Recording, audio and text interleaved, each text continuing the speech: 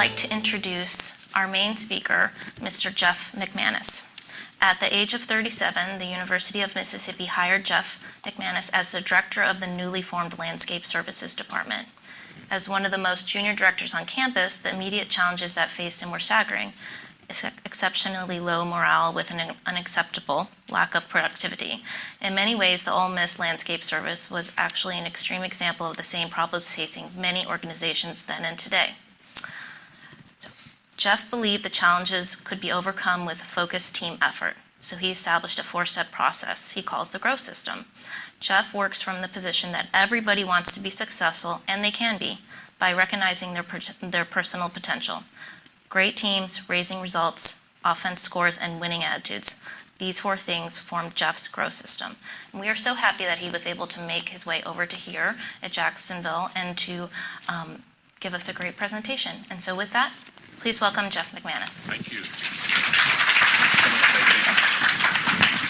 All right, how's everybody doing? Good. All right, you guys ready for a little interaction, a little talking?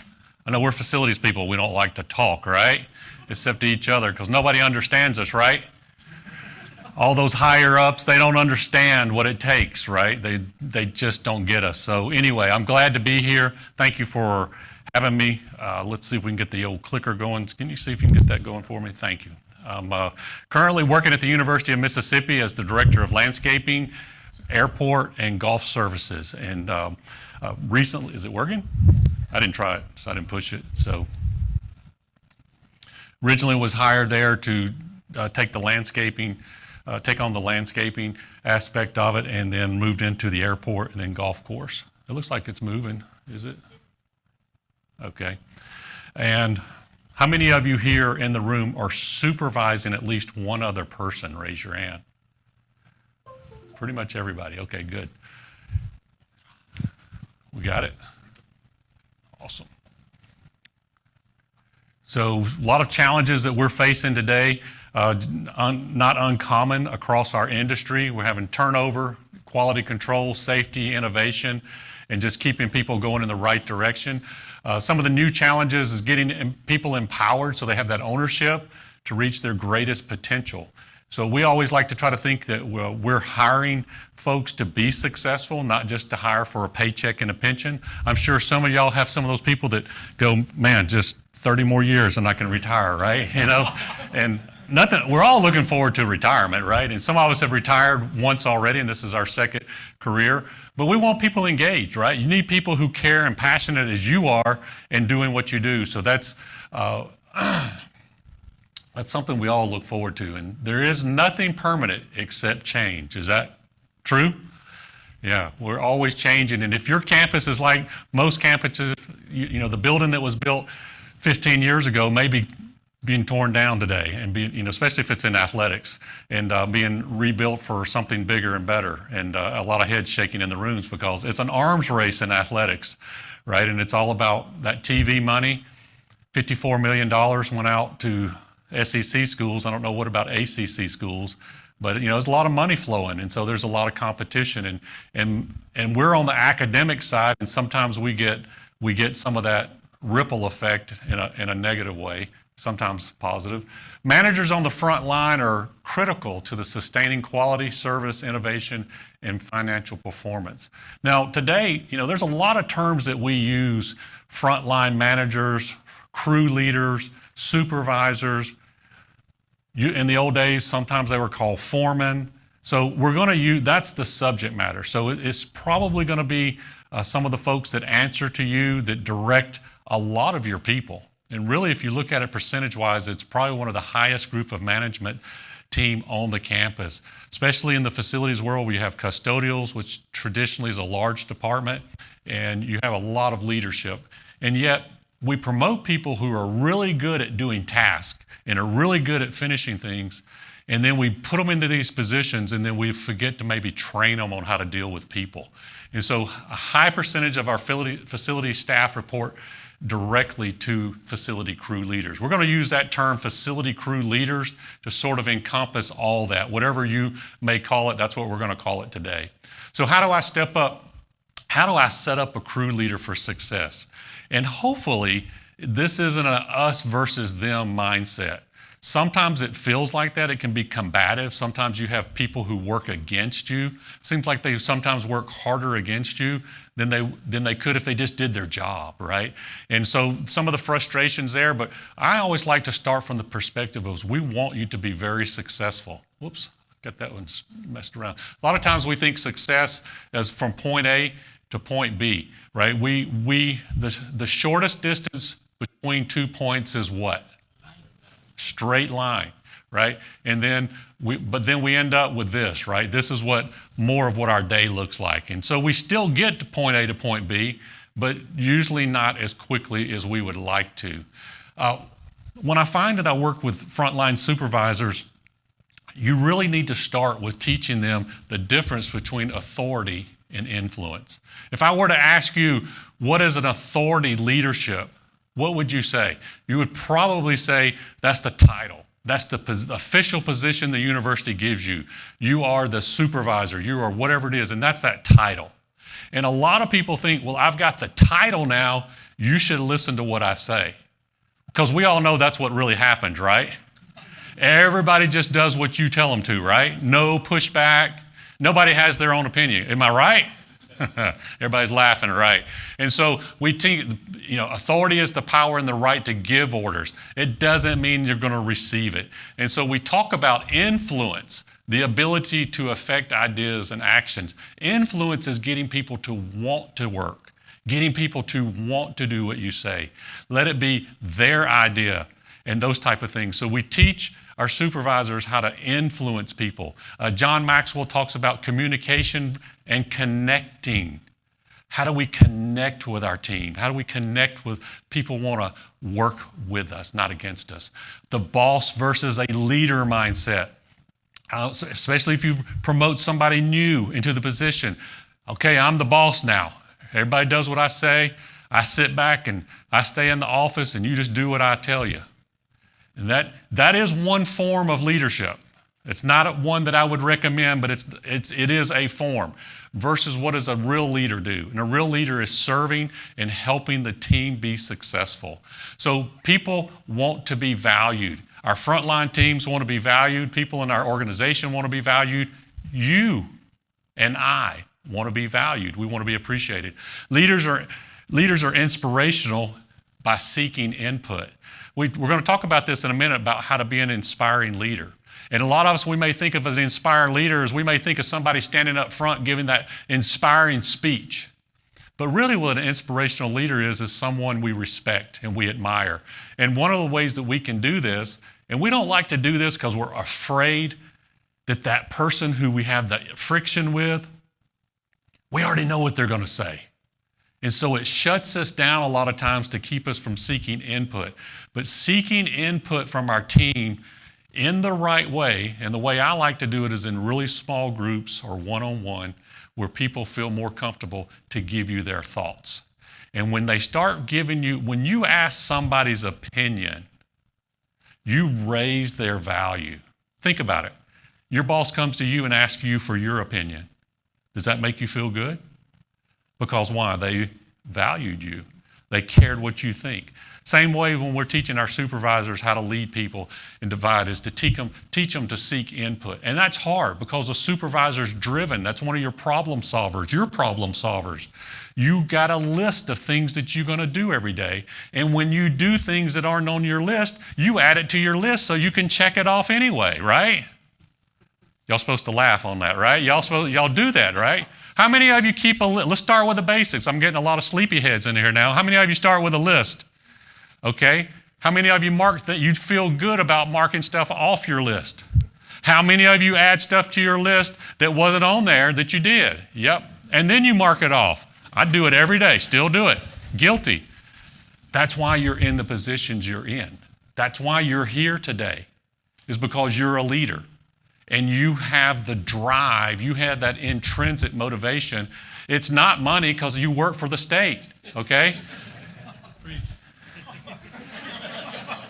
Your staff's not going in for the money because they make less than probably you do, okay?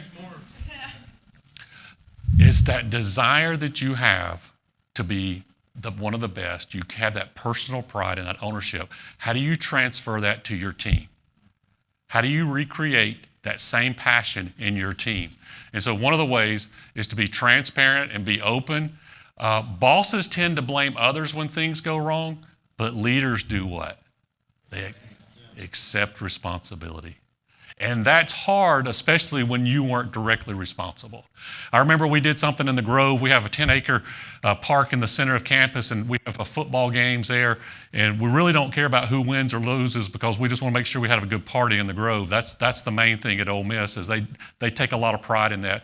So after every game, we collect between 80 and 97 tons of recycle and garbage. Every game in the Grove.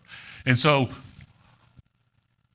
we did something wrong. We did something and we had a mess up. And I remember it was one of the times I had to own it. But when I owned it and it was hard, guess what I did? I made sure we didn't do it again. But I owned it because I'm in charge of that department. Yes, that was our fault. And then it got me to get back into the game on an area that I maybe have delegated too much on. Bosses take credit for the work they did not do. Nobody's ever worked for that person, have you? Because I know everybody in here, you want to give the praise to your team, and you want to give praise up the chain. Don't forget up the chain. That's important. Every time we won a national championship for the most beautiful campus, you can go back and look in the press releases. And somebody taught me this, and so I practice it. I want to thank our chancellor and our vice chancellor for their what? Yeah. Guess who I just included in this? Who did I just include? When I wrote this book, guess who I had write little blurbs in the front of the book? My bosses. I'm putting them in the hook too, right? I'm putting them in there with us. Give them the credit. Help give them recognition. Because trust me, the more they like you, the more they trust you, the better it's going to get for us, okay? When people are seeing that you get it, they see your team working wherever it is, they start wanting to, it's human nature. Hey, they're doing a good job. I'm going to see what we can do to get them. That's one of the reasons our equipment budget went from $40,000 to $100,000 because my boss didn't want to hire more people, but he saw that he could trust. The trust was built by our staff. So the culture of fear, a boss likes a culture of fear, and so that people fear them. A leader wants a culture of respect, okay? Leaders take responsibilities. We talked about that. Leaders listen to their team. So we're creating buy-in. How important is buy-in? So on a scale, this is a question for you, on a scale of 1 to 10, 10 being extremely important, 1 being it really doesn't matter. Where are you in your area, your little world, not your whole department, not everything around you, your world, your crew, your division, your department? How important is buy-in, ownership that your staff buy in to what you're doing? How important is it to you? Say it out loud. Just go ahead. 9, okay. 10, 10. Sometimes I hear 11, okay. It's pretty important. Why do you want people to buy in? Why is that important, and why am I talking about it? Why do we want people to buy in? Ownership, but ownership leads to what? Yes, they're motivated. One of the hardest things our staff, our leaders, our supervisors have is motivating their players, motivating their team. Well, you don't pay me enough. You don't pay me much, so I ain't going to do much, right? I like what we were saying at lunch. Rip, where is he? Rip, retired in place, right? Retired in place. And so we want them to care. How do we do it? We ask for input. We seek from others. This can start changing the game. And again, it's how you do that. You know probably 95% of the answers to the questions you should be asking. So this took me losing my ego a little bit, actually losing it a lot. Because like you, a problem solver, driven, to slow down and ask answers to questions I already knew the answers to. Why in the world, Jeff, that just doesn't make sense. If you know the answer, why would you slow down and ask your team for input? Somebody give me some feedback. Why do we do that? You get engagement. You get engagement, you get what? You get more buy-in. Did you know that one of the highest percentages of the new workforce coming out is they want to be trained and they want to have a say in part of what they're doing. They want to have ownership. They want to have engagement. So this became a strategy that I use when we start talking about strategies on how we're going to tackle cleaning up the grove. I already know how that should look. Now, I can come out there and I can tell everybody what we're going to do, and nobody would object. Everybody would do it. But what I have learned to do is to slow down and to start framing up the scenario. I don't ask them if we're going to clean up the grove. I don't ask them if we're going to come in at midnight and start cleaning up the grove. What I start framing up is when we're there at midnight, who wants to handle this aspect of it? How do we want to do this? And what's the best way to do these things? You see, the mistake would be for me to walk in there and go, well, hey, games on Saturday, we play Alabama, and we're going to probably have about 90,000 tons of garbage. What do y'all think we should do about it? That's too big. But start framing it up and getting ownership. So how do you increase the influence, value people? You listen, seek input, and ask for staff's opinion. So if we had time and I was working with you, I did this with Southern Miss a couple of weeks ago, and I was working with them. Qualities of a bad boss, and these are easy to come up with, right? Anybody ever had a bad boss? Okay, are they sitting by you now? Okay, don't put your hand up. Okay, don't put your hand up. Qualities of a good leader. Give me one quality of a good leader, real quick, out loud. They listen. What else? Empathetic. See, when I do this is things that you could do with your staff. I go to universities and I do this, and what I help do is to start drawing this out, getting it into the open so that we know when we take all those qualities and we write them up on the board, we have something we can call now our core values. Because where did it come from? Who did I just ask for good values of a leader? Who did I ask? I asked y'all, right? And I asked the workers, and now I've got them up here on the board, and now those are the ones we're going to try to emulate. Those are the qualities we're going to try to emulate in the workforce.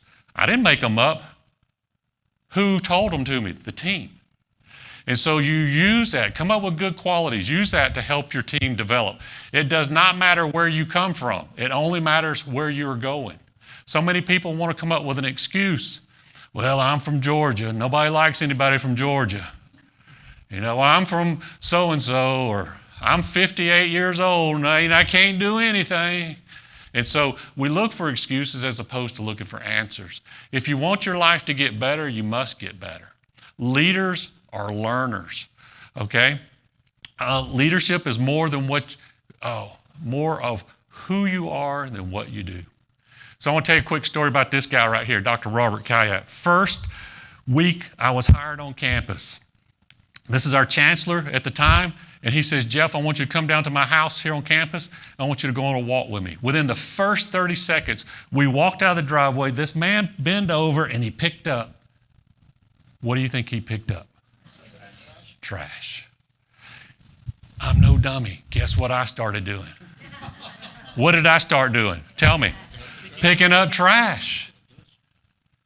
He started setting the example with my first week on campus. But I'm going to tell y'all the truth. I was not surprised that he did that. Do you know why? It was his reputation. I had already heard the stories. Dr. Kayat walks the campus early in the morning and he picks up trash. So I knew he cared about the campus. One of the big reasons why, I got to go there and just listen. I went to school at Auburn. Ole Miss is our, inner rivals. It's kind of like all these good rivals we have. I had never been to Ole Miss. This guy convinced me to go to Ole Miss. Not only convinced me, I was pumped to go because he started telling me the vision he had to make Ole Miss the most beautiful campus in America. He said, we want to be a great American institution. He says, we want to be 5-star. See, I was in the resort business. I was working down in Miami at Turnberry Isle. I understood 5-star. He just didn't tell me we only had a 1-star budget, okay? Maybe a 1/2 star. So we're picking up paper, and then later on I see him, he's doing like he's there. He's pulling up weeds. I'm like, Dr. Kayat, what are you doing? I'm weeding by example.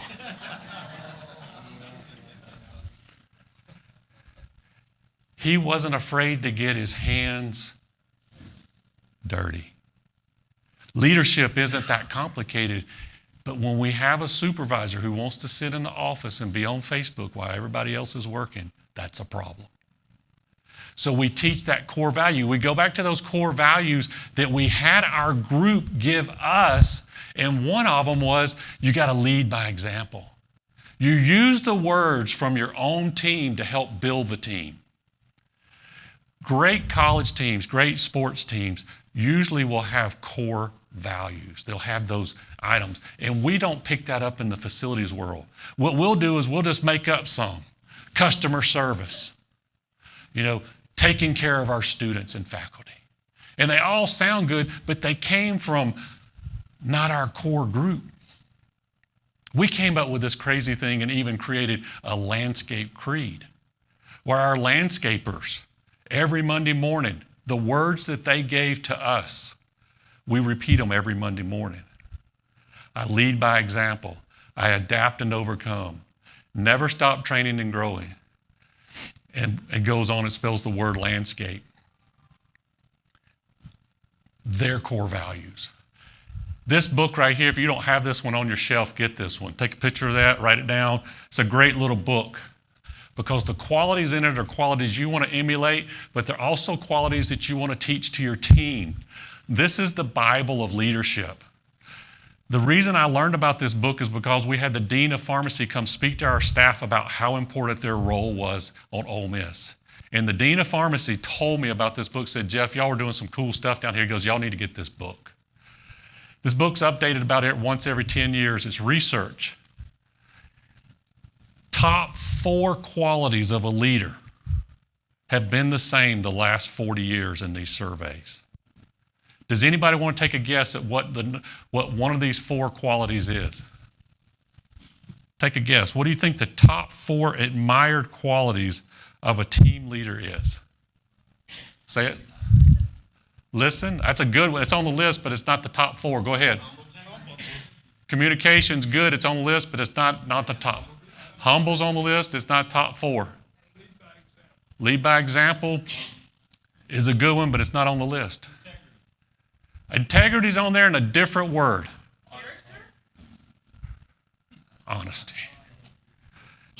Integrity, you pick your one. Why is honesty so important in leadership? Trust. If you don't have trust, folks, everything you do slows down. Listen to me. A lot of engineers in the room. The wheels slow down when you don't trust people. Why? If we don't trust one another, why does things go slower? Think about it. What do you got to do when you don't trust that person when you give them an assignment? Who said that? Just right. You got to inspect it a lot. But if you know you can trust one another and they tell you that job's done, can you check it off the list? Job's done the way you want it done. Top quality. You know it's done right. Honesty. What's the next one? Inspiring. Well, Jeff, I'm not inspiring, right? I don't give those big speeches. Robert Kayat, that guy I showed you, was inspiring because every morning he went out and he picked up paper. He interacted with people. He talked to people. He listened to people. We can all be inspiring. It's our actions. The next one was forward looking. Where are you going? Where are you going? Are you just taking a bite of the apple just to get through the next day? And like the old boy says, I'm just looking for retirement. Well, then this probably not a good this probably not a good fit for you. But if you're going somewhere, we're here to help change lives. Did y'all know this? I bet you do. I hope you know this. 62% of prospective college students who make a college visit for the very first time on your campus will decide in the first few minutes of the visit if they're going to your school. These guys have heard it. They will decide in the first few minutes if they're going to your school in the top 3 determination: litter, the way the buildings look, and the way the landscape looks. That's us, folks. That's not, I'm sorry, all respect, all given respect, but that's not academia. That's facilities. So what you really do, we're looking forward here. We're being a little bit inspiring here.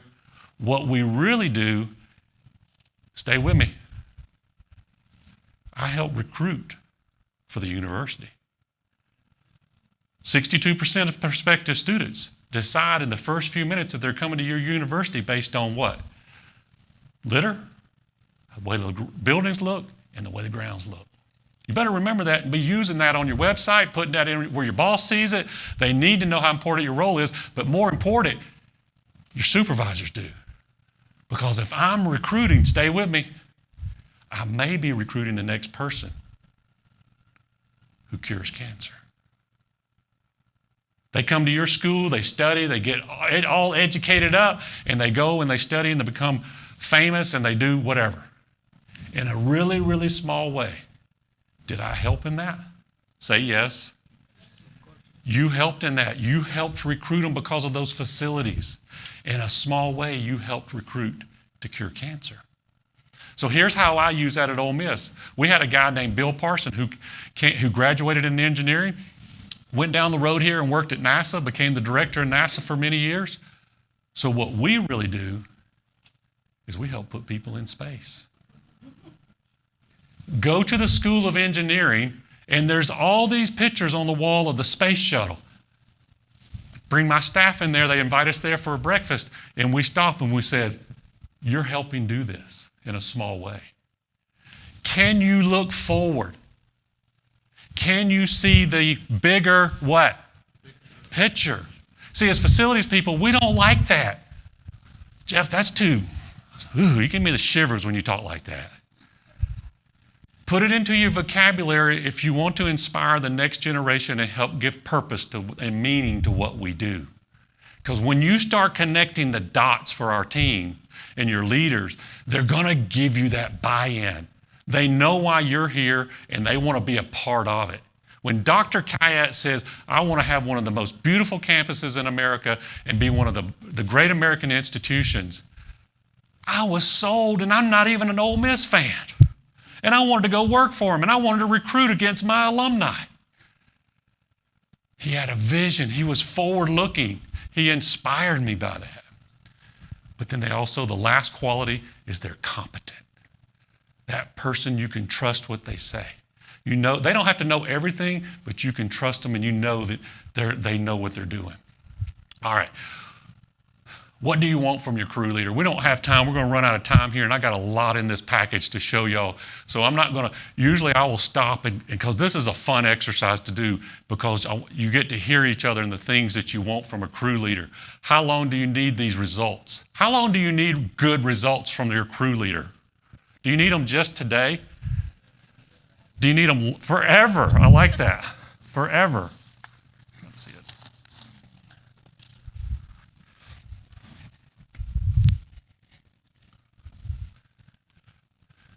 Is it a one and done or a lifetime?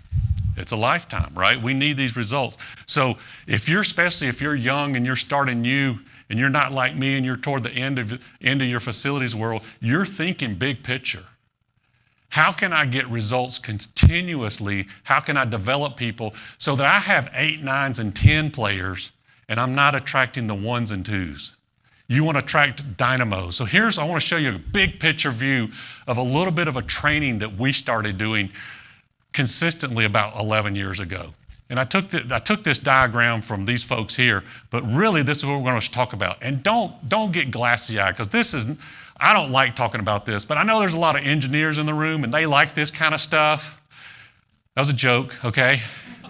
They like to analyze. They like for everything to be connected. Am I right? So a lot of us are analytical. If you do the DISC profile, there's a lot of C's in here, okay? A lot of C's in here. So we're going to talk a little bit about the goals. I'm going to break this down for you, but I'm not going to get caught in the details. I'm going to move through this really fast. I put a lot of this in here, so if you want my PowerPoint, you can have it, and it's got the resources for you later.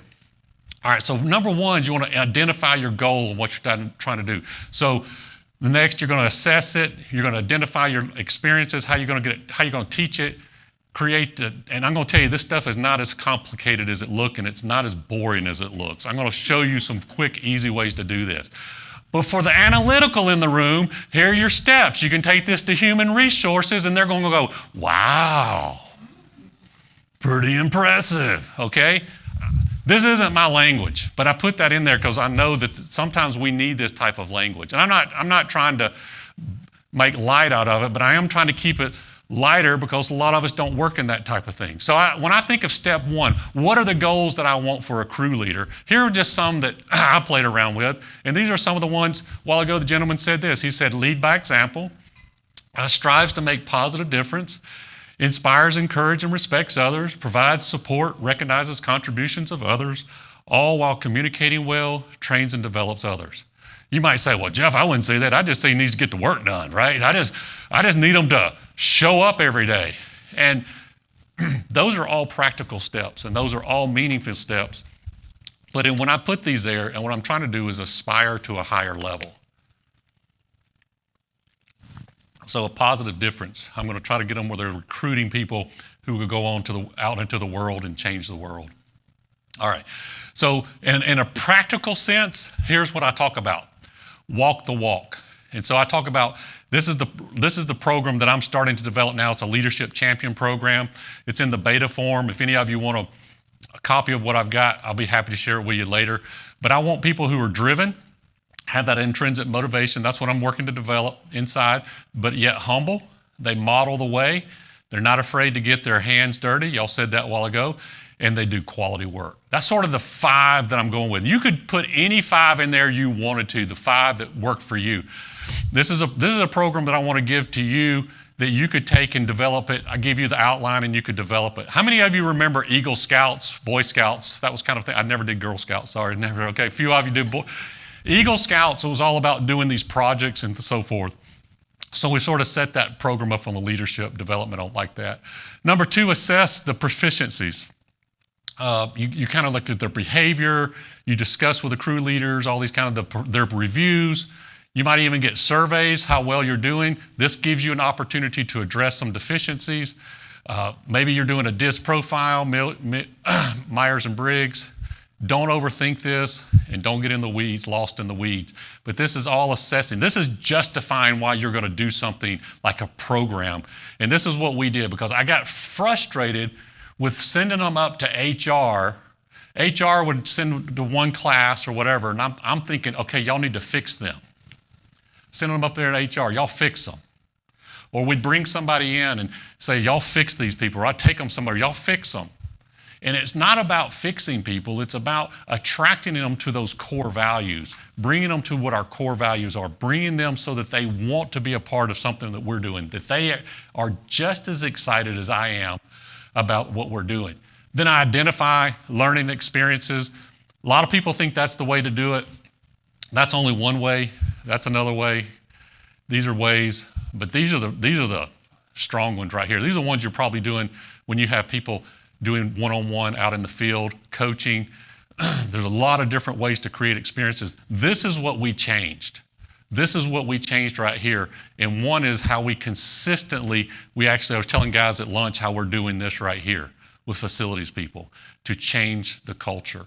And we changed that culture. It's really helped us in the field. Sometimes we've even done retreats and those type of things. So those, just creating those experience of learning. We're constantly developing our people, taking them up to a higher level. Even our ones who want to work against us, because we attract them to us or they'll leave on their own. So we've created and developed a little plan. We identified our goals, all that stuff, the list of resources.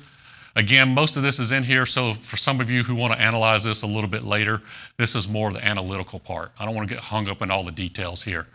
And then the fifth one is complete your learning experience. We figured out we like to do a lot of ours on bad weather days. Now, I know inside facilities it doesn't affect you as much, but when landscaping team, they're looking for things to do on weather days, we can do some of these type of things, and then we'll schedule some of these training events as well. And then we do regular meetings. This right here, the progress chart, has been, y'all remember in first grade when they would put our names up on the wall? And then they would put their star by our name. Man, those things still work. They really work. I'm going to show you just a minute if we get time. I'm going to show you those things still work. High quality training programs for crew leaders are notoriously difficult to create. That's why we have a hard time in facilities creating them. They're typically set up, to go to 1 or 2 HR sessions. Trainees return to campus with little or no follow-up. I'm going to show you something maybe that would help you. Here's one of the practicums. This is just something that I just threw a practical thing that I teach supervisors. Excuse me. The 4 F's. George B. Wright taught me this. Anybody here remember George B. Wright? Facilities trainer. Oh, he's awesome. I love these 4 F's. Be fair, be firm, be friendly, and be factual. And this is just a practicum that we teach our staff. Just throw that in there. One that I do in the workshops and so forth, and we break those down, not being favorites and all that stuff. All right, the higher we go, the more we need others to work with us. Just think about it. The less you're doing technical skills now, and the more you're training people. You need people to go along with you. So here's the racehorse theory. If you and I went in together and we bought a racehorse, and let's say that, you got deep pockets and we're going to buy $1 million racehorse, right? And you're really excited. My throat's get hung up here, so I'm going to get a little lozenge here going. And we get that $1 million racehorse and we bring it over to the pasture, and we put the racehorse out in the pasture. What are we going to do with that $1 million racehorse that we just bought? Are we just going to let it sit out there and do whatever it wants to do in the pasture, and then we just show up one day and try to race it? I got some heads shaking no. What would we do? Train them. What kind of training? All right, specific, exactly. If we wanted to win horse races, what kind of training would we do? Track training. Would we feed them any kind of food? Would we just let them go out in the pasture and eat briars? We'd feed them horse racing food, right? Whatever that is. So that mindset is we invest in a horse, and we want that horse to win races. That's why we bought it. What about our staff? We want them to win the race. We want them to get those things accomplished. So how are we investing in them? So think about it in those terms. Everything we're talking about is an investment because you're trying to get results. You're trying to get that production. And so with that in mind, we're thinking about the best leaders are humble enough to realize their victories depend upon their people. And the higher you go up, the more you realize it's the people who work with you who bring about that success. The view from the crew leader, from their perspective, sometimes they feel disconnected. Sometimes they don't understand how their decisions contribute to the success.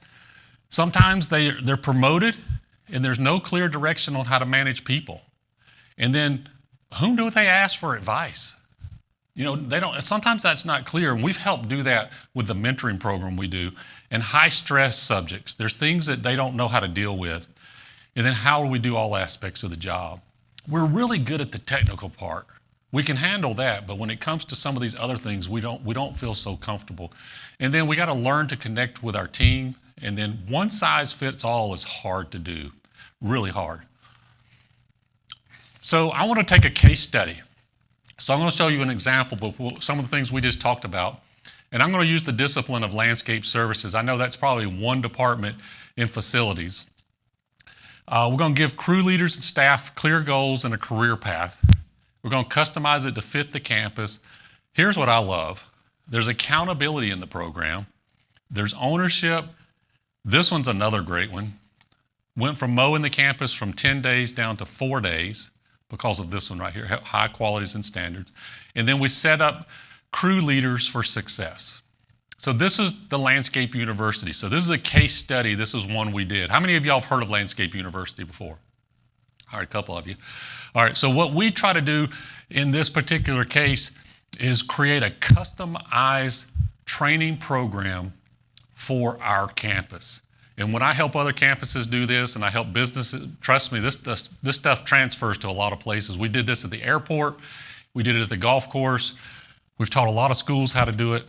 But what this does, it allows people ownership of what they're doing on campus. So this is it in a big picture. There's levels. We did it like college courses. There's level 100. This is your entry level. This is your onboarding process. This is where you start giving the Kool-Aid on what you want, those core values, how you're wanting to do it. You have that pet peeve of yours that you're always upset about. You create a class and you put it in level 100. You let your staff help you develop that class and it becomes their pet peeve too. And guess what? That pet peeve goes away. Level 200. This is our next level here. You can, by the way, you don't have to take all these in order, but as people, we like a sense of order. And so level 200 is more on safety, what you need to know the first 30 days. I would sit in the office and I wondered, well, did we train that new person in these things? And how did we do it? Did we teach them that, they needed to do it this way and this way? And I was always wondering, okay, if I did the training, everybody just signed a piece of paper that we were all there. This has given me a lot of peace of mind. And it's made us faster too. We slowed down to do this to get faster. And now my staff can get certified to do mowers, and they can actually earn a raise in level 300. If they finish this, they can get a little professional development raise. How many of you do raises if somebody gets certified, like a certified arborist or some kind of certification? 1, 2. Y'all don't do raises for certification? Somebody gets certified, you don't get them a raise? If they get their doctorate? Wow. That's a tough group. All right, so anyway, we pitched this to human resources and they're like, yeah, absolutely. These are good for internal. These are internal certifications. So anyway, we teach these. Here's the framework of it. I'm just giving you big pictures. This is level 100. If you want the PowerPoints, you can have the PowerPoints. Take a picture of this. But this is how we set it up. Every one of these classes I could have written. But guess who wrote them?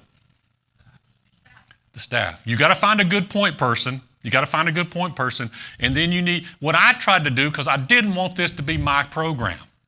Oh, we ain't going to do that. We already got enough to do. And then you're going to put this on top of us? So what I would do is I'd come around my friend here and I'd say, look, what do you think we need to talk about on professionalism? When you think about it, and we would just talk about it, he goes, oh, well, people need to tuck in their shirts. That just burns me. Guess what? He just contributed to the program. It's part of his program. And we just became the masters of seeking input, rainy days, cold weather days, whatever we could do, 5 minutes at the beginning of the day, just seeking input on different topics. Some of them were straightforward. You got to have your driver's license. I mean, that you get checked on that class when you turn in your driver's license, right? So, but this is a checklist that I make sure everything gets done. And then here's the accountability board. Remember I told you about the kindergarten days, first day? Our staff member, and every time they do one, boom, boom, boom, boom. When they get here and they get them all, they get a magnet, goes on their locker. Now you got that pride of ownership. Now, oh yeah, they've already been trained in this. They already have that. They have it. They took a little quiz. A lot of this became horizontal accountability, meaning between each other, not between me and them, but them. It looks like I'm out of time, so I'm going to have to stop. All right, so look, here's give me 30 seconds. All right, here, PowerPoint, I'm happy to share them with you, but this is our eye for detail. Frustrating as heck when people walk by stuff and they don't deal with it. Well, you didn't tell me to do that, or that's not my job. So we created PowerPoint. What's wrong with that picture? You got it. So the next slide shows you. I'm training your eye to see things. As the staff, I'm setting up the staff to be successful. It helps our supervisors and it helps our people. All right, just so happens next month, we're doing our How to Create Your Own Landscape University. You can transfer this. I'm telling you, if you come to this, I only take 10 people. We only do 10 people. We got opening for 5 more. But you can use this in any department. This is going to go into custodial. And if you don't get in this year, we can figure out something else. I do some stuff online as well. But then, can I have 30 more seconds?